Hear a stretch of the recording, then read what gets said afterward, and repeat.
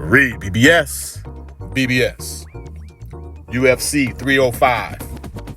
For the first time in history, two Africans are vying for a UFC title. Now, here in America, where race and stereotypes run rampant, folks are likely wondering where the other African is when they look at the fight poster. They see Israel Adesanya and a white guy. They're like, well, where's the other African? South Africa, dumbasses. South Africa. But I digress. Dricus du Plessis is quickly going to become one of my favorite names to say. Dricus du Plessis, also known as DDP.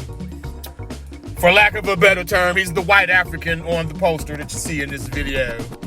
He's the reigning UFC middleweight champion. And in my belief, the squeaky wheel gets the grease. In other words, closed mouths don't get fed. You have to speak things into existence sometimes. And with that said, from the moment DDP said he was the first real African champ, trained, born, bred in Africa, as soon as he said that, as soon as those words left his lips, you just knew. You just knew him and Israel Adesanya would meet eventually.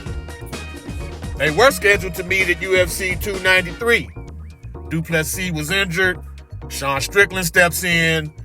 And what took place, what ensued was the second biggest upset in UFC history after Rousey and Holm.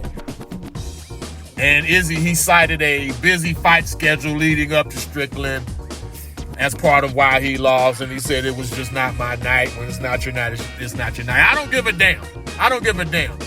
If Israel Adesanya is who we thought he was, if he is who we thought he was, he does not lose to Sean Strickland. I'm sorry.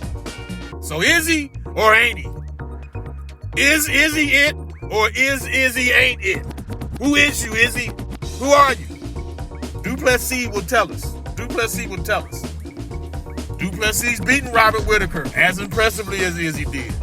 Same with Derek Brunson, Brad Tavares, and DDP didn't lose to Sean Strickland.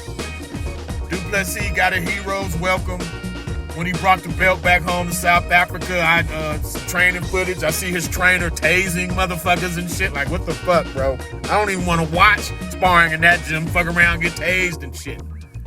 Du Plessis, he's an awkward, wild fighter. He's a bit uncoordinated. Looking anyway, looks uncoordinated. Kind of clumsy almost, but he's, from what I've seen, the bouts I've seen, he's the stronger man every single time. Those wide, winging, looping punches that he throws, on one hand, they provide a boatload of countering opportunities for a quintessential counterpuncher like Adesanya, but Du Plessis has a lot of power in his right hand. If he connects with a right hand, he's going to hurt you. Du Plessis also has good wrestling and grappling. And if he gets you to the ground and he's on top of you, he's a fucking problem. He's a fucking problem. Izzy says Du Plessis started it. He'll finish it. He better, because his UFC legacy depends on it. On this fight tonight. I'm going to pick Adesanya because, again, with the clumsiness, the uncoordinated way about him and the wide looping punches, I think Adesanya catches Du Plessis at some point, but it could be rough for him up until that point. Similar to how his second UFC bout with Alex Pereira was. Izzy was losing that fight all the way until he won it. With that left hand, I believe it was, two lefts, I think it was, stretched Pereira. But give me Izzy, but he's going to have to earn this one because his legacy for real depends on this. I don't know, man. I like Izzy, but that Strickland loss, I can't unsee that. It's unforgivable. But we'll see how he does tonight. REED-BBS, BBS. Blackbird Sugar, Bachelor's in Boxing Studies.